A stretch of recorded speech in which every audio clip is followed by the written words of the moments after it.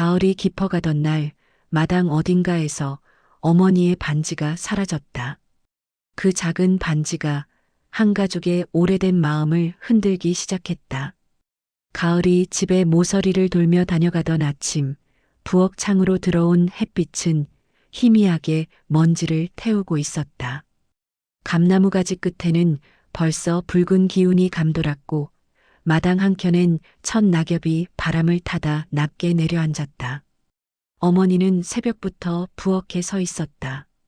오래된 앞치마의 매듭이 허리에서 느슨하게 매여 있었고 도마 위에는 손끝이 닿은 지 오래된 칼자국이 고요하게 누워 있었다. 그 손가락에 걸린 금빛 반지는 세월이 남긴 얇은 상처를 아는 채 작은 빛으로 부엌 안을 비추고 있었다. 아침 햇살이 반지의 면을 따라 흘러내리며 마치 그 집안의 지난 시간들이 그 안에 갇혀 반사되는 듯했다. 반지는 오래도록 어머니 손에 있던 물건이었다. 결혼식 날 아버지가 건넸던 단 하나의 선물. 화려함은 없었지만 그 세월의 온도가 담긴 반지였다. 추석을 앞둔 날 마당 안은 분주함으로 채워졌다. 맏아들이 가족을 데리고 들어섰고 뒤이어 둘째 가족도 대문을 밀고 들어왔다. 그 순간 마당엔 환한 웃음과 인사말이 흩어졌지만 그 웃음에는 얇은 막이 덮여 있었다. 서로의 얼굴은 반가웠으나 그 속에는 오랜만이라는 거리감이 담겨 있었다. 어머니는 반갑다는 말을 꺼내지 않았고 대신 국솥에 국자를 넣어 국물을 저었다. 김이 올라오는 사이 반지는 부엌 불빛을 받아 작은 떨림을 보였다. 아이들은 스마트폰 화면 속으로 시선을 묻고 있었고 어머니는 부엌 창 너머로 스며드는 바람에 귀를 기울였다. 그때 바람 한 줄기가 부엌 창문을 밀고 들어오며 반지 위의 빛을 스쳐갔다. 그 미세한 떨림이 어떤 예감을 알리는 듯했다. 저녁상이 차려졌지만 대화는 길게 이어지지 않았다. 젓가락이 부딪히는 소리만 간헐적으로 식탁 위를 채웠고 그 틈에서 어머니의 눈길은 부엌 쪽으로 흘러갔다. 손끝에서 뭔가 익숙한 감촉이 사라졌음을 느꼈다. 그 순간 반지가 손가락에서 빠져 있었던 것이다. 눈빛이 불안하게 흔들렸다. 손은 무심한 듯 상 아래로 향했고 발밑에 그림자 속을 더듬었지만 그러나 아무것도 잡히지 않았다. 그 사실을 누구에게도 말하지 못한 채 어머니는 그저 조용히 식탁 위의 반찬을 바라보았다. 식구들의 웃음과 말소리는 점점 희미해졌고 어머니의 눈은 반지 대신 공허한 공간을 오래 바라보았다. 다음 날 아침 햇살이 마루 끝까지 번졌을 때 손녀가 작은 상자를 꺼내 들었다. 그 안에서 반지가 나왔다. 아이의 얼굴에는 장난스러운 미소가 있었지만 어른들의 표정은 단번에 굳어졌다. 어머니는 무겁게 숨을 고르며 손을 내밀었다. 괜찮다고 말했지만 그 말은 너무 얇았다. 입가에 스친 미소는 체온을 가지지 못했고 식구들의 눈빛은 서로를 피했다. 그날 이후 식탁 위에는 짧은 침묵이 더 자주 자리했다. 누구도 먼저 화제를 꺼내지 않았고 어머니의 눈빛은 다시 부엌 쪽으로 향했다. 며칠 뒤 가을비가 내렸다. 낙엽이 젖으며 마당을 덮었고 그 위로 빗소리가 고요히 쌓였다. 어머니는 창가에 앉아 반지를 부드럽게 닦았다. 금속의 결이 다시 살아났지만 마음의 결은 그와 달리 흐려지고 있었다. 반지를 손바닥 위에 올려놓고 어머니는 천천히 생각했다. 이 반지는 자신보다 오래 남을 것이다. 언젠가 아이들 손에 건네지겠지. 그렇게 세월이 이어지는 것이라 생각하며 어머니는 반지를 품에 넣었다. 그날 밤 빗소리는 조용했지만 그 조용함 속에 무언가 흩어지고 있었다. 며칠이 지나고 명절의 흔적이 사라질 즈음 부엌의 온도는 다시 낮아졌다. 식구들은 돌아갔고 집은 원래의 고요를 되찾았다. 그릇 씻는 물소리만 남아 있었다. 마당에는 낙엽이 다시 쌓였고 그 위로 바람이 가볍게 스쳤다. 어머니는 빗자루를 들었다. 반지가 손가락에 느껴졌고 그 차가운 감촉이 마음속 한구석을 자꾸 쓸어내리는 듯했다. 명절이 끝나고 집안에는 묘한 공허가 감돌았다. 잠들기 전마다 어머니는 부엌 의자에 앉아 창밖의 어둠을 바라보았었고 그 어둠은 낯설지 않았다. 다만 예전보다 길어지고 있었다.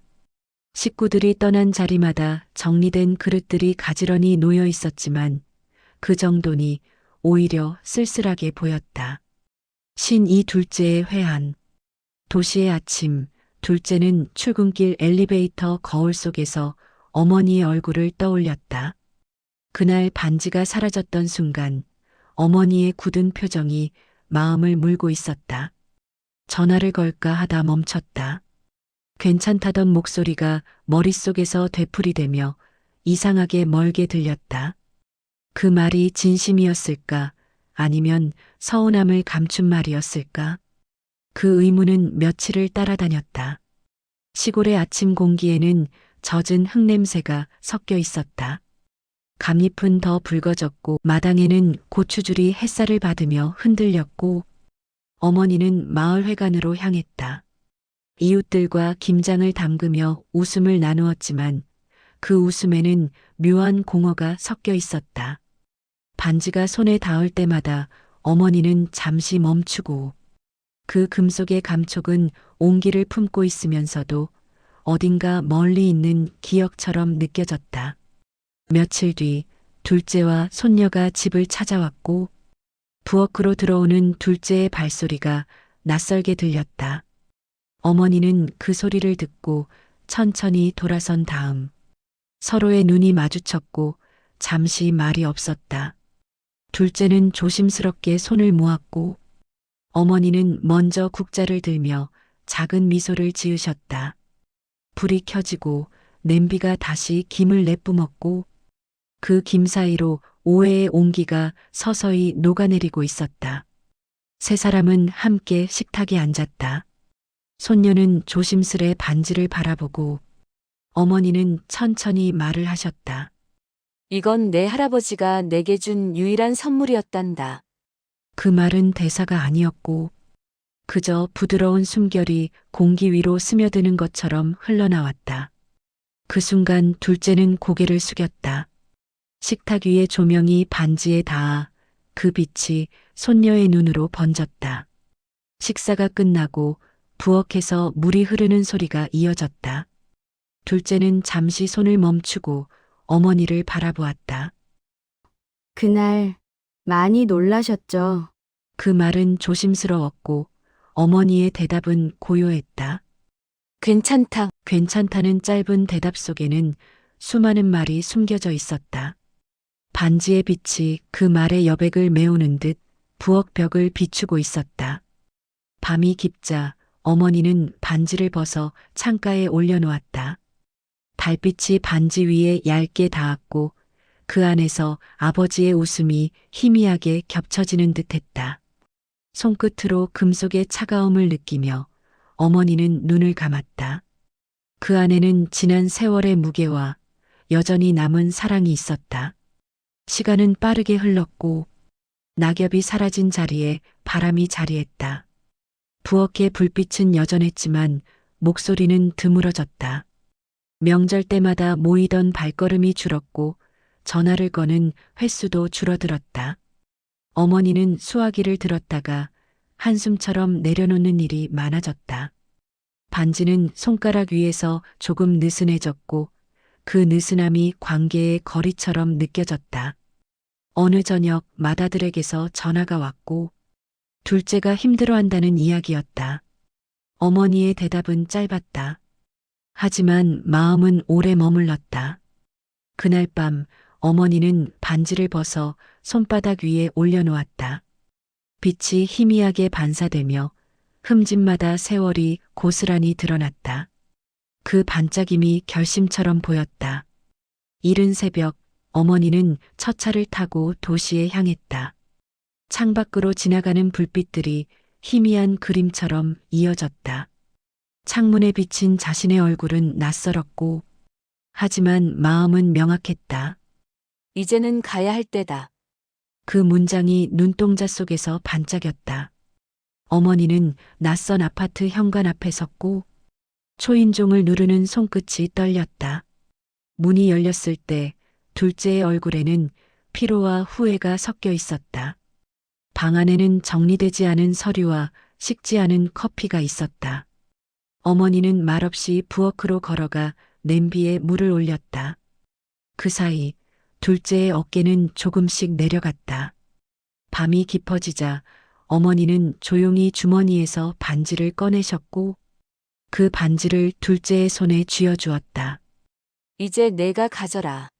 말은 없었지만 둘째는 눈을 감았다. 그 반지의 무게는 가볍지 않았다. 그 무게에는 사랑, 회한, 세월, 그리고 용서가 함께 들어 있었다.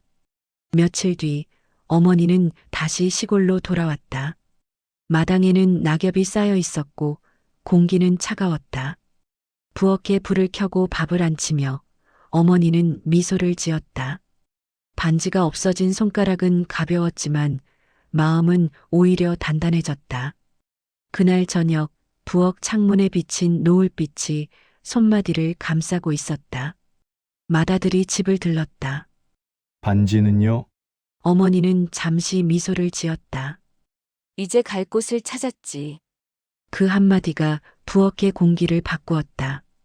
해질녘 햇살이 손끝을 비추며 그 빛은 오래된 반지 대신 조용히 머물렀다.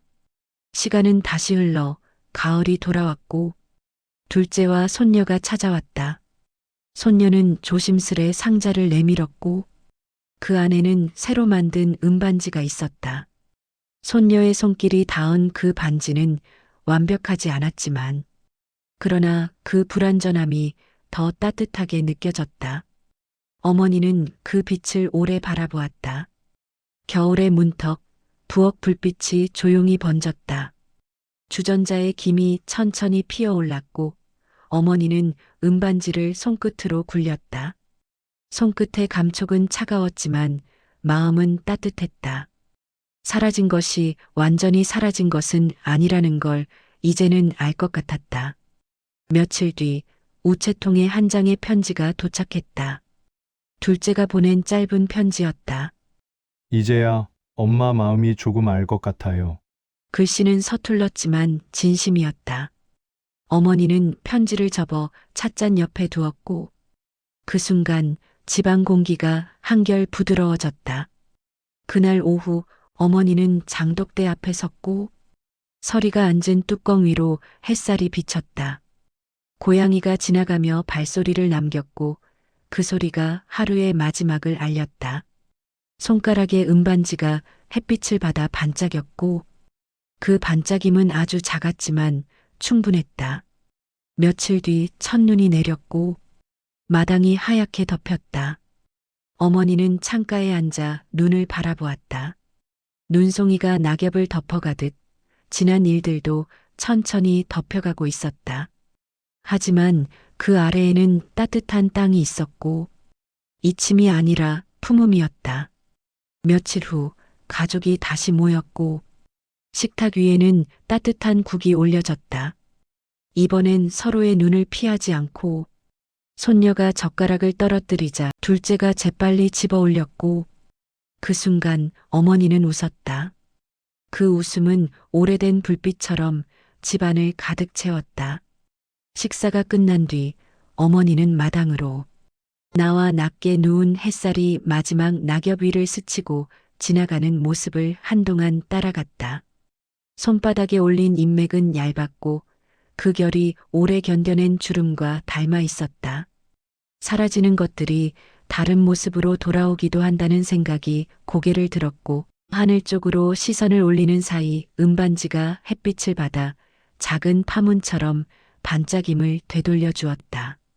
그 빛은 처음의 금빛보다 부드러운 온도를 품었고 상처 대신 살결 같은 따스함을 남겨두는 쪽에 가까워 보였다. 집 안으로 들어오자 부엌 시계가 일정한 간격으로 초를 새기고 있었다. 솥뚜껑 가장자리로 맺힌 물방울이 간헐적으로 떨어졌고 그 소리가 오래 쓴 그릇과 나무주걱 사이에서 낮은 리듬을 만들었다. 음반지는 설거지대 근처 작은 접시 위에서 자리를 지켰고 환기창으로 스며든 바람이 금속 표면의 미세한 결을 가볍게 쓸어내리는 느낌이 이어졌다. 어머니는 행주를 접어 가지런히 올려두고 의자 등받이에 등을 기댄 채 숨을 고르며 하루의 결을 정리해 보였다. 다음 날 아침 대문 옆 우체통에는 얇은 엽서 한 장이 기대어 있었다. 글씨는 조금 서툴렀고 문장 사이사이에 멈칫한 흔적이 남아 있었으며 종이의 결에는 급히 눌러 쓴 체온이 얇게 스며 있었다. 가족이 저마다의 자리에서 서로를 떠올리는 순간들이 짧은 문단으로 이어졌고 붙잡고 있던 것을 내려놓았을 때 비로소 보이는 마음의 모양에 대한 고백이 조용히 적혀 있었다. 엽서를 덮는 손끝에서 떨림은 크지 않았지만 그 잔진동이 오래 머물 가능성이 느껴졌다. 골목 끝 감나무의 잎은 거의 떨어졌고 마지막에 남은 감 몇 개가 겨울빛을 받아 투명하게 물들어 있었다. 장독대에는 서리가 얇게 내렸고 항아리 뚜껑 위로 햇살이 번지며 은은한 광택을 만들었다. 장보러 나온 이웃이 장갑을 벗어 손을 녹이는 사이 어머니는 안부를 짧게 나누고 미소로 마무리했으며 돌아서는 발걸음이 전보다 가벼워진 방향을 향하는 듯 보였다. 음반지는 소매 끝에서 조용히 고개를 내밀었고 햇빛과 눈빛 사이에서 작은 신호처럼 반짝였다. 저녁 무렵 낮게 깔린 구름 사이로 눈이 다시 내렸다. 지붕과 마당, 장독 사이사이에 고르게 쌓였고 어둠이 내려앉을수록 하얀 면은 더 선명한 명암을 드러냈다. 부엌 창가에 앉은 어머니는 숨을 얇게 고르며 바깥 풍경을 오래 붙들었고 창틀에 맺힌 김이 손바닥의 온기에 맞춰 천천히 지워졌다. 눈입자가 낙엽을 덮고 지나가는 모습은 기억의 표면을 부드럽게 정리하는 동작과 닮아 있었고 그 차분함이 마음 깊은 곳으로 스며드는 기세가 이어졌다. 며칠 뒤 가족이 다시 모였다. 이번에는 상을 차리는 손길이 한 곳에 몰리지 않았고 각각의 동선이 겹치지 않도록 서로가 조금씩 옆을 비켜주는 여유가 생겨 있었다. 국을 데우는 사람, 접시를 닦는 사람, 반찬을 정돈하는 사람이 자연스레 역할을 나누었고 그 배분이 누가 먼저라고 설명하지 않아도 되는 합의처럼 자리했다. 식탁에 앉은 표정들은 전보다 편안했고 숟가락이 공기를 가르는 소리조차 따뜻한 배경음처럼 들려왔다. 손녀의 젓가락이 잠깐 흔들리며 가장자리를 스쳤고 그 작은 실수가 웃음을 낳으며 긴장감의 마지막 매듭 하나를 무심히 풀어놓는 효과를 만들었다. 식사가 끝난 뒤 불을 한두 개만 남겨두고 작은 등을 껐다. 방 안에는 말이 줄었지만 침묵이 무겁게 느껴지지 않았고 서로의 호흡이 벽에 부딪혀 돌아오는 느낌이 오히려 포근한 울림을 남겼다. 음반지는 다시 작은 상자 안으로 들어가 옛 반지와 나란히 놓였고 두 개의 원이 닿는 지점에서 미세한 그림자가 생겼다. 그 겹침은 지나온 시간과 앞으로의 시간을 얇게 연결하는 고리처럼 보였고 상자 뚜껑을 덮는 손끝에 머뭇거림 없이 단정한 마침이 얹혔다. 다음 날 아침 햇살은 마루 끝에서부터 부엌 문턱을 넘어와 바닥의 나뭇결을 또렷하게 드러냈다. 주전자의 김은 어제와 같은 속도로 피어올랐고 그 흰 숨은 천장의 모서리를 스치며 부드럽게 흩어졌다. 어머니는 찻잔을 들어 올려 조심스레 한 모금을 삼켰고 온기가 모골대 아래로 내려가며 배 안쪽에 자리를 잡는 감각을 느꼈다. 창가에서 고양이가 몸을 말아 눈을 감았고 발끝을 스치는 바람결은 계절의 장을 바꾸는 신호처럼 잔잔하게 지나갔다. 오래된 찬장 문을 열면 세월의 냄새가 먼저 나왔다. 뚜껑이 살짝 휘어진 그릇 몇 개, 모서리가 다른 상보, 손에 익은 나무 젓가락이 제자리를 지키고 있었고 그것들이 한 집의 연대기를 조용히 증언하고 있었다. 찬장 맨 위 칸 구석, 작은 천주머니를 펼치면 오래전의 영수증과 사진 조각이 섞여 있었고 잉크가 바랜 글자들이 손끝에서 다시 문장을 찾는 듯한 기미를 보였다. 음반지의 가벼운 무게가 그 사이로 스며들며 물건과 기억이 한 곳에서 겹쳐지는 지점을 또렷하게 만들어 주었다. 해가 기울 무렵 어머니는 짧은 산책을 나섰다. 골목은 낮은 소음으로 가득했고 먼 데서 들려오는 라디오 목소리가 벽을 타고 얇게 번졌다. 빨래줄에는 두툼한 수건이 걸려 바람을 막고 있었고 담벼락 붉은 벽돌 틈 사이로 이끼가 자라 작은 초록을 품었다. 돌아오는 길목에서 어머니는 잠시 걸음을 멈추고 집 쪽으로 시선을 돌렸고 낙엽이 모서리에 쌓여 만든 작은 둔덕이 길의 끝을 부드럽게 마감하는 듯 보였다. 해가 완전히 기운 뒤 어머니는 책상 위 작은 상자를 다시 열었다.